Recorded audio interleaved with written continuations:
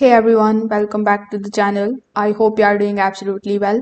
In today's video, I will show you exactly how to use standard deviation in TradingView in 2026. Now guys, if you are interested in purchasing TradingView subscription, you can just check out the link of this Black Friday sale in the description. In this sale, you are going to get the TradingView subscriptions at up to 80% off plus 1 month absolutely for free. So in order to use the standard deviation in TradingView, first of all you need to come here on tradingview.com, then simply log in into your account if you haven't already.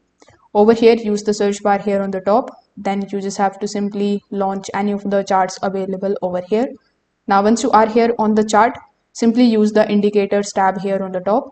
The indicator that you need to search for here is called standard deviation.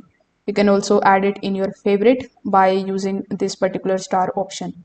Now, once you click on it, the standard deviation line will be shown here on your chart just like so. So this line that you see is going to represent how far the price is moving away from its average. So when the standard deviation line is rises, the market is becoming more volatile.